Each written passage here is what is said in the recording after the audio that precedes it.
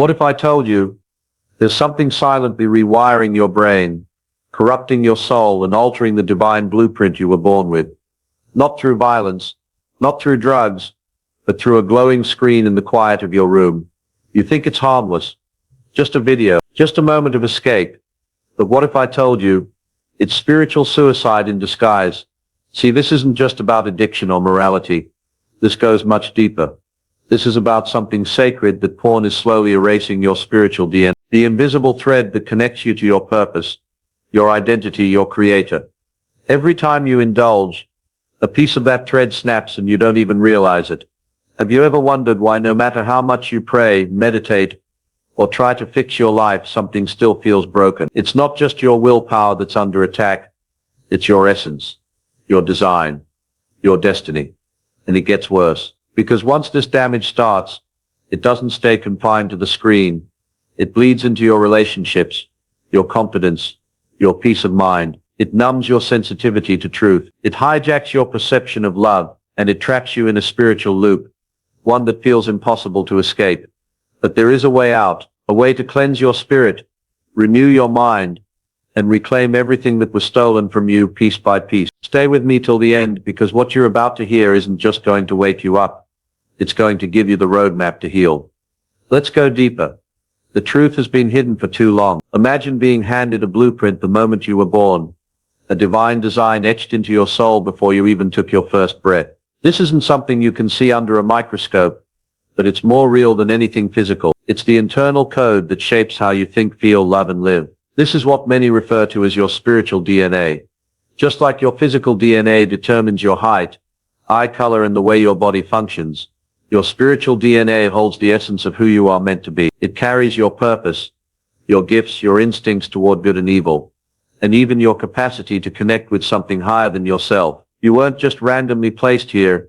You were designed with precision, with calling, with eternal intention. But unlike physical DNA, which mostly remains the same, spiritual DNA is incredibly sensitive. It can grow, it can evolve, but it can also be distorted. Every decision, every influence, every habit you allow into your life begins to shape, bend, or strengthen this spiritual framework. That's why certain actions leave you feeling at peace while others leave you feeling empty or ashamed. It's your spiritual DNA reacting. It knows when you're aligned with your true nature, and it knows when you're drifting away. At the core of this blueprint is your moral compass. That deep, often unexplainable sense of right and wrong that whispers even when no one is watching. It's the reason you feel guilt after crossing a line, and peace when you walk in truth. But over time, that compass can be silent. If you keep ignoring it, if you keep feeding your soul with things that don't belong, eventually it stops working the way it should. This divine coding isn't just personal, it's sacred. It's what separates humans from machines, spirits from shells. And when it's intact, you feel it.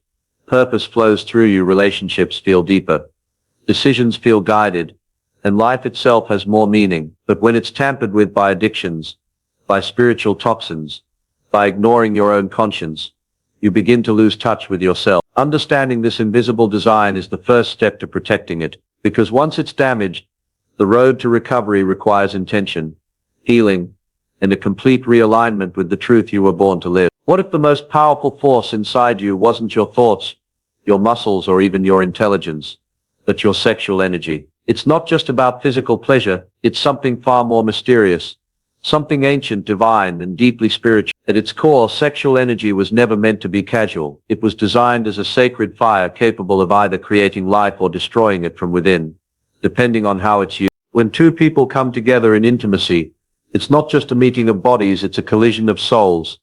Whether you're aware of it or not, something spiritual happens in that moment.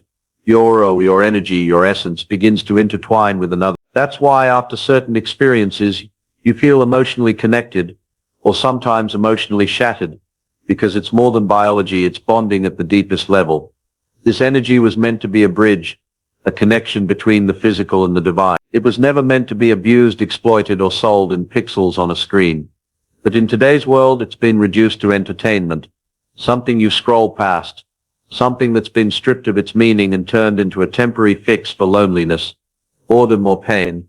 And here's where the real danger lies. When you misuse something sacred, it begins to lose its original power. You become desensitized, What once had the potential to connect you to love, creation, and God, now connects you to emptiness, lust, and shame. It's like drinking from a poisoned well, momentary relief, but long-term damage. Over time, this misuse causes internal confusion. You begin to associate desire with guilt, love with lust, pleasure with pain, and you wonder why your relationships don't feel whole, why something always feels missing. It's because that energy has been scattered, drained, and distorted. But here's the truth. It can be reclaimed.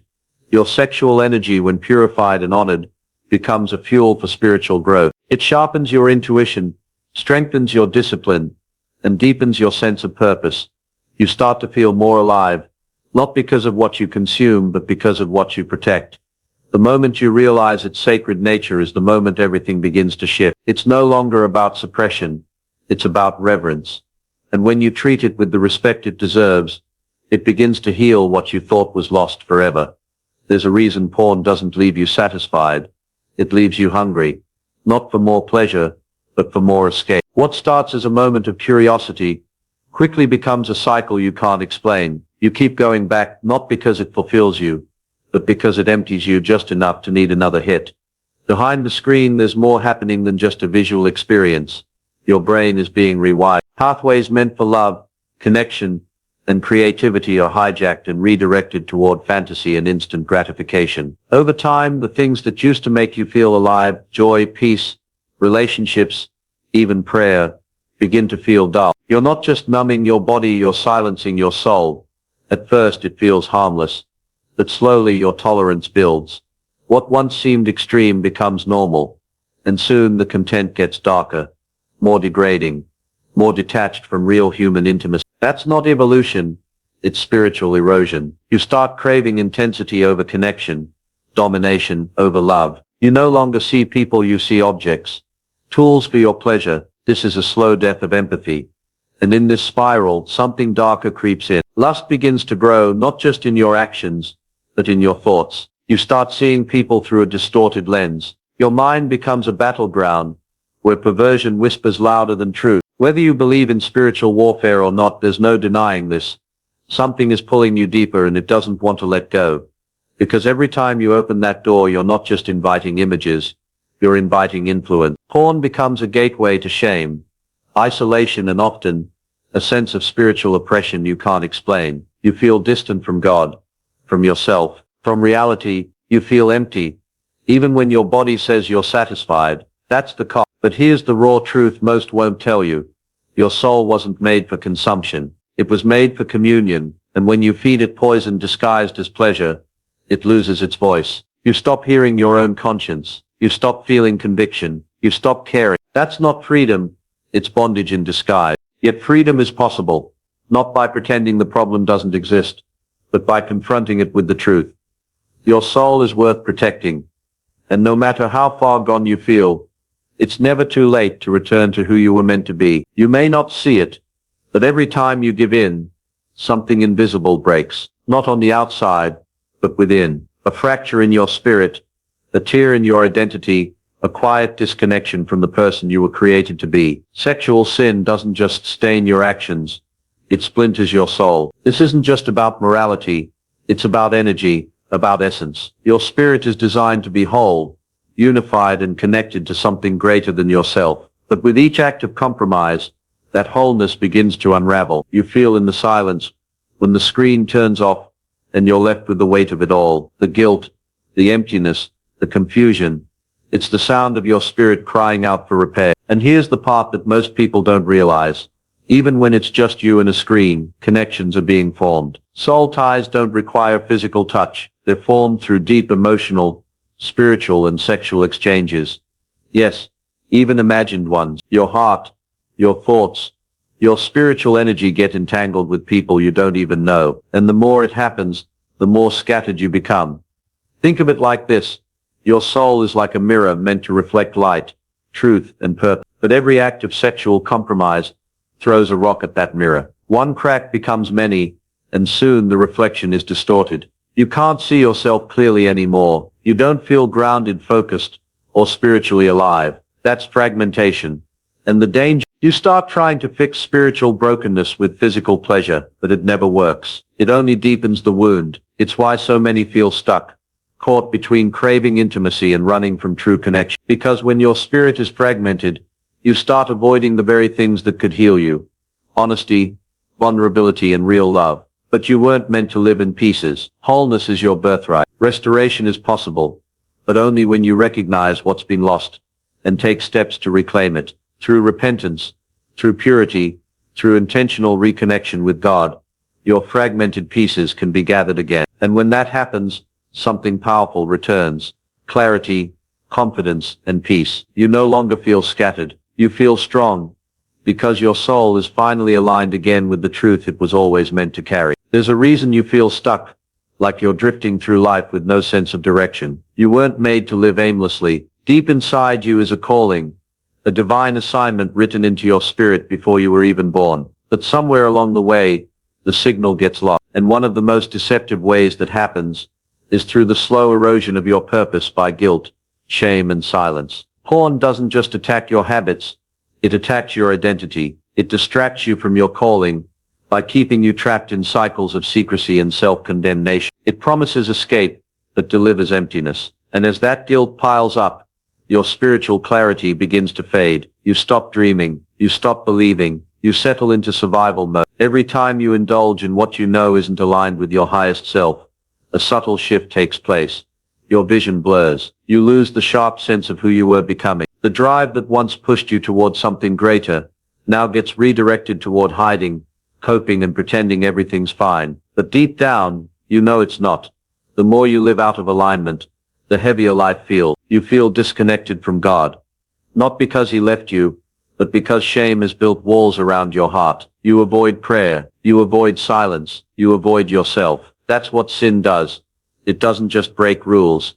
It breaks connection. And the cost isn't just spiritual. It spills into your work, your relationships, your self-worth. You start to believe the lie that you're not good enough, that you've gone too far, that purpose is only for the pure. But here's the truth. Your calling hasn't changed. Only your awareness of it has. Purpose can't be erased, only buried. But even buried purpose can be resurrected. It starts when you confront the shame, bring it into the light, and decide that your future is more important than your momentary escape. When you choose realignment over regret, you begin to hear that inner voice again, the one that's always been calling you back. Because no matter how far you've wandered, the path is still there. And every step back into integrity clears the fog until your purpose is no longer a mystery, but a mission. What if the thing you thought was harmless entertainment was actually a weapon, one crafted with precision to keep you trapped, broken, and blind? Porn doesn't come with a warning label. It comes dressed in temptation, convenience, and pleasure. But behind the pixels and pleasure is a deeper agenda, one that goes beyond addiction.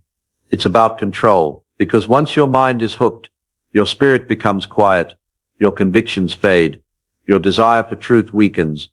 And that's not accidental. There are forces in this world that thrive on keeping people numb, distracted, and disconnected from their divine identity. Porn is one of their sharpest tools.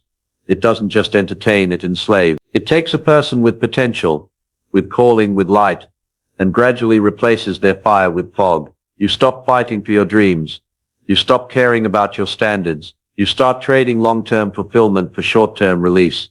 And it doesn't stop with the individual. The ripple effect is massive. Families begin to fall apart. Trust erodes. Marriages lose their intimacy. Generations grow up with a distorted view of love and value. This isn't just a personal struggle. It's a spiritual war on the soul of humanity. And porn is one of its quietest but most effective weapons. What makes it so dangerous is how hidden it stays. You don't see chains. You just feel shame. You don't hear lies. You just feel tired, disconnected, and unmotivated. That's how darkness works. It doesn't shout. It whispers. It wraps itself in what looks good until you're too weak to notice the damage. And slowly, the more you consume, the less you crave light. Prayer feels distant. Conviction fades. You lose the ability to see truth clearly. You begin to justify what you once knew was wrong. That's not pleasure. It's spiritual decay. But here's the hope. Light always exposes darkness. The moment you recognize the trap, you reclaim your power. You were never meant to live in chains. You were meant to walk in truth, in love, in strength. It starts with awareness.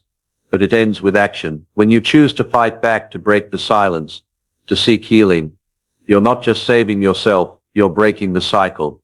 You're protecting your mind, your future, and your legacy. You might think it's just affecting you, just your phone, your habits, your mind. But what if the damage went deeper, reaching into the relationships you haven't even built yet, and the children you haven't even met? Porn doesn't stay isolated in your private world. It rewires how you see people, love, and connection. Over time, you begin to expect fantasy from reality. You look for pleasure without presence, control without commitment. Real relationships demand patience, vulnerability, sacrifice. But porn conditions you to seek instant gratification, without depth or meaning. This creates a dangerous pattern where genuine emotional intimacy becomes uncomfortable, even unfamiliar.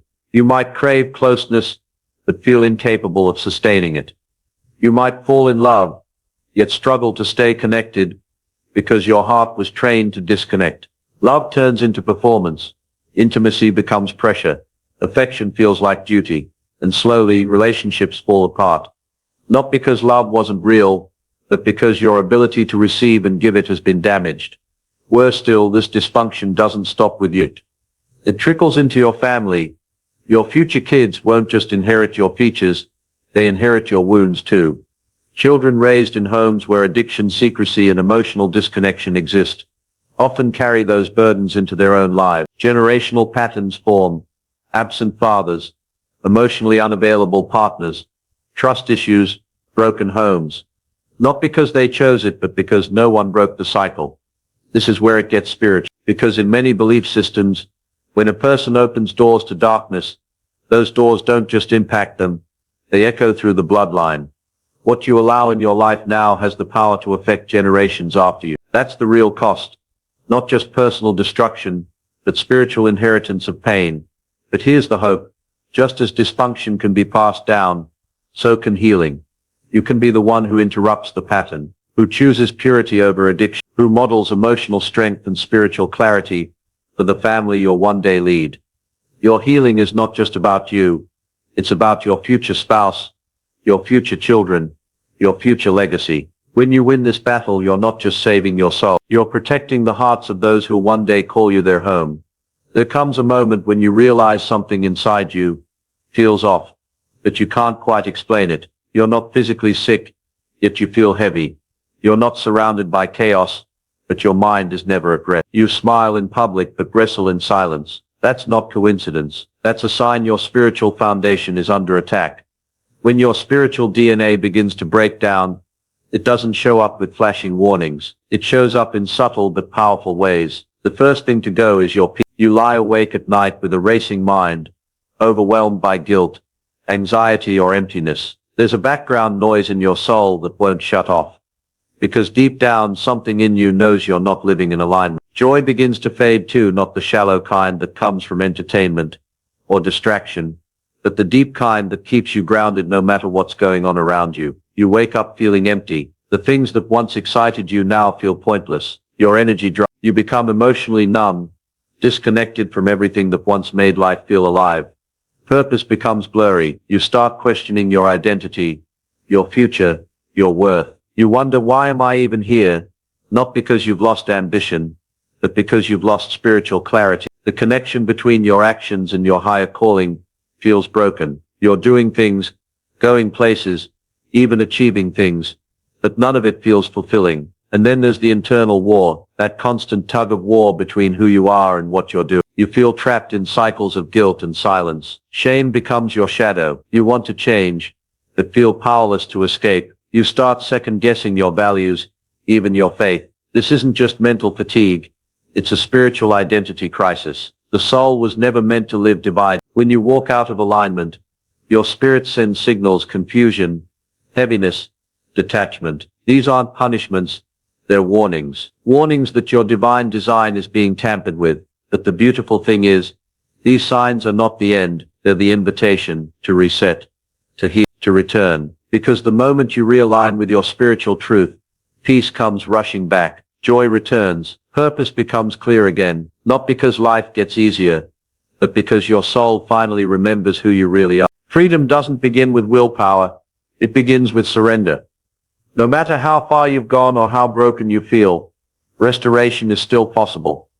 But it doesn't start with external changes. It starts with going deep, facing the truth, and inviting God into the very places you've tried to hide. The first step isn't perfection, it's honesty. When you acknowledge that your choices have harmed your soul, something shifts.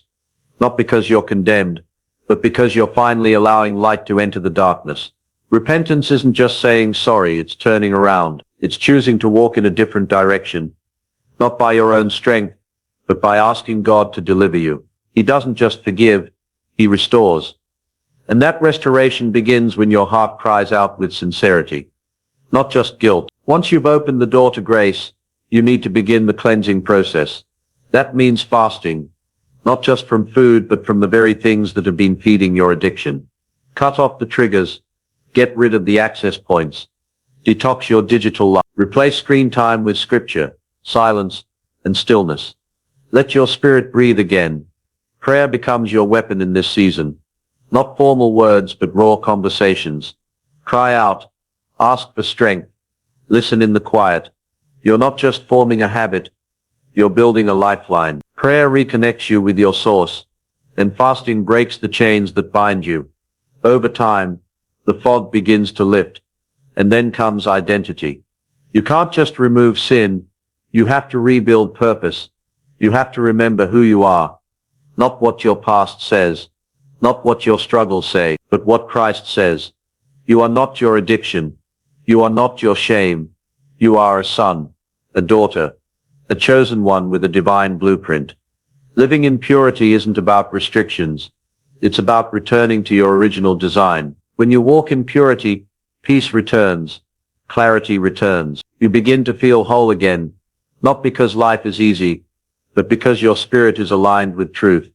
The journey won't be perfect, but every step toward freedom counts. And with each decision, you'll feel your spiritual DNA being healed, thread by thread, piece by piece, until you're no longer surviving but walking in purpose again. You were never meant to live fragmented, ashamed or disconnected from your true self. The battle you're fighting isn't just about urges or habits. It's about your identity, your legacy, your soul. You carry something sacred within you, something divinely crafted, and every compromise chips away at that desire. But here's the truth. No matter how broken you feel, you are not beyond repair. This journey isn't about becoming perfect overnight. It's about choosing light over darkness, truth over fantasy, and healing over hiding. One decision at a time. You don't need more shame. You need a reminder of who you really are. A powerful, purposeful being created for love, not lust, for connection, not consumption, for wholeness, not addiction. Every time you say no to temptation, you're saying yes to freedom. Every moment you spend in prayer instead of isolation is a step back into your calling. Every time you choose discipline over impulse, you're reclaiming a piece of your original design, and it adds up. Slowly, your spirit grows stronger, your mind becomes clearer, your heart begins to feel again. That's the power of restoration. It doesn't just clean you up, it transforms you from the inside out. This battle might be hard, but you are not alone. Millions are silently struggling, and many are finding their way out, not by hiding it, but by facing it with truth and faith. You can be one of them. You can be the one who breaks the pattern, who heals the pain, and who rewrites the story not just for yourself, but for everyone who comes after you. So don't walk away from this message unchanged. Make a decision. Speak it out. Take the first step. Your future is worth fighting for. Your soul is worth protecting. And your purpose is far too important to be buried under shame. It's time to rise. Not just clean, but whole. Not just free, but restored. This is your call to rebuild. Don't ignore it. Respond.